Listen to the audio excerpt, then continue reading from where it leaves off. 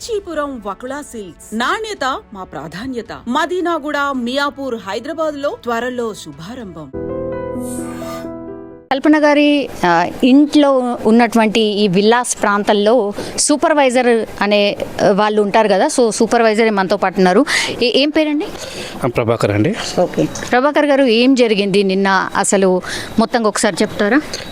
నాకు 4:30 మధ్యలో వాళ్ళ హస్బెండ్ కాల్ చేశారండి. ఓకే, ఈ విధంగా అనుకోకుండా అన్కాన్షియస్లో వెళ్ళిపోతుందని నాకు ఫోన్ వచ్చింది, ఒకసారి వెళ్ళి చూడండి నాకు చెప్పారు.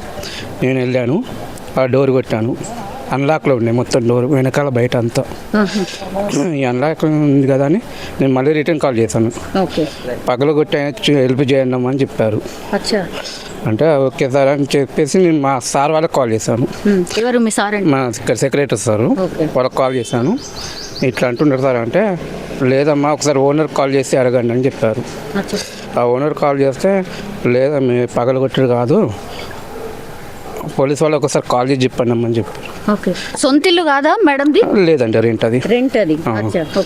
అది ఆ విధంగా నేను డయల్ 100కి కాల్ చేశాను. అప్పుడే కాల్ చేయగానే పోలీస్ వాళ్ళు వచ్చారు, చూసుకున్నారు, వెనక నుంచి పోయి దుబ్బి పగలగొట్టారు. అప్పుడు పైకి పోయేసరికి మొత్తం అన్కాన్షియస్లో ఉందాము. తర్వాత ఎవరైనా నేను తట్టి మిట్లుసాను, ఒక 4-5 సార్లు తట్టాను. అసలు సోలేదు, కొన్ని వాటర్ కూడా మీద పోసాను, చల్లాను, ఇట్లా సప్పులు లేదు. ఇలా చెప్పి కానిస్టేబుల్స్ ఉంటే అంబులెన్స్ పిలిపి అంటే నేనే అంబులెన్స్ పిలిపించాను.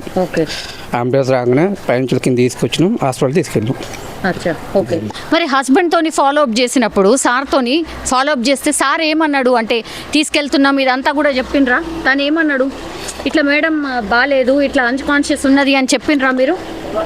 అది ఇక నేను హాస్పిటల్ తీసుకెళ్ళినాక డాక్టర్తో మాట్లాడాను. అతను ఇంగ్లీష్లో మాట్లాడుతున్నాను, నాకు ఇంగ్లీష్ అంతలా రాదు, నాకు అర్థమైనంత వరకు పే చేశాను అంతే.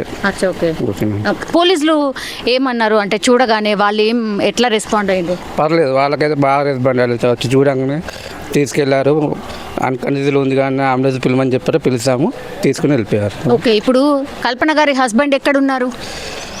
అప్పుడు చెన్నైలో ఉన్నానని చెప్పారు మాతో. అయితే ఓకే, చెన్నై నుంచి ఎప్పుడు వచ్చారు మరి? తను 8:30 వరకు హాస్పిటల్లోనే ఉన్నాను నేను, మీకు పేషెంట్తో. అతను 8:30కి అక్కడికి వచ్చారండి. అతనికి నేను కలిసాక నేను మళ్ళీ రిటర్న్ వచ్చి ఇంటికి వచ్చాను.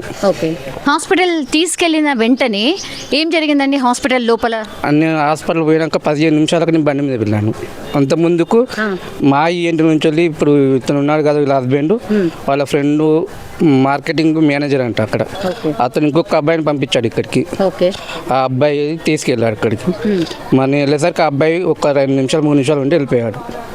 అక్కడ ఏం జరిగింది నేను చూడలేదండి, ఇక్కడ చూడలేదు.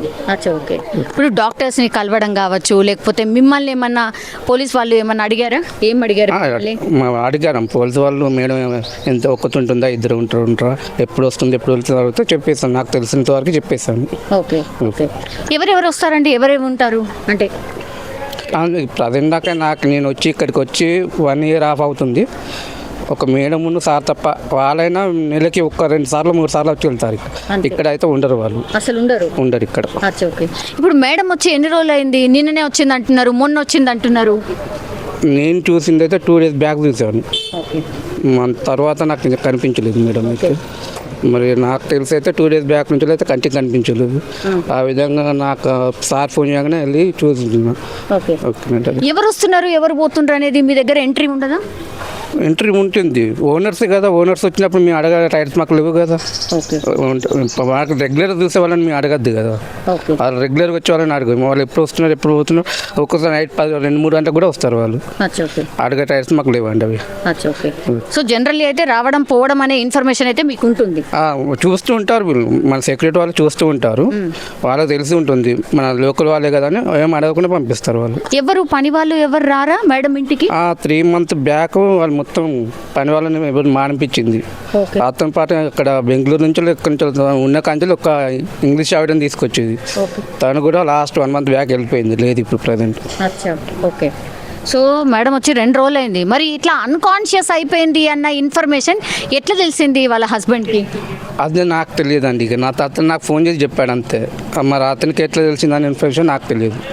ఓకే, సో మీకు 3:30-4 ప్రాంతాల్లో మీకు తెలిస్తే ఇదంతా జరిగేసరికి ఎంత టైం పట్టిందండి? 5:30కి పిల్లలు తీసుకెళ్ళాం మొత్తం 1 అవర్ పట్టిందండి. 1 అవర్లో అంటే నేను నాకు 4:30 వరకు కాల్ చేయగానే నేను ఒక్కడినైనా ట్రై చేద్దామంటే అటు వెళ్ళిపోయాను. నాతో పాటు ఇంక ఇద్దరిని పిలిచాను. ఒక మామూలుగా డోర్ క్లోజ్లో ఉంటే ఓపెన్లో ఉంటే పిలిచిన పలుకుతుందేమో అనే ఉద్దేశంతో వెళ్ళాను. అది కాలేదు. తర్వాత 100 డయల్ చేసిన 10 నిమిషాలకు వాళ్ళు వచ్చారు. తీసుకెళ్ళి వాళ్ళు డోర్ కొట్టి 10 నిమిషాలు మొత్తం 1 అవర్ మొత్తం అయిపోయిందండి ఇక్కడ. ఓకే, చాలా సైలెంట్గా ఉందండి విల్లా. ఎవరికన్నా ఏదైనా ప్రాబ్లం వస్తే వెంటనే స్పందిస్తారా? అంటే మీ ఇప్పుడు స్పందిస్తారు అన్నది. వచ్చిండ్రా నిన్న? చాలా వరకు ఇక్కడ ఉన్న కాంగ్రెస్ చాలా మంది వచ్చారు, వచ్చి చూసారు. Thank you.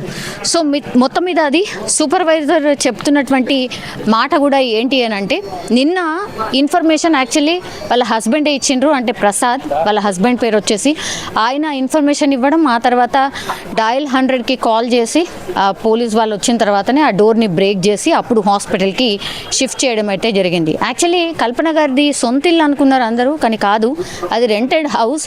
అది కూడా నెలలో కేవలం 1-2 సార్లు మాత్రమే ఉంటారు అన్నటువంటి మాట కూడా చెప్తున్నారు.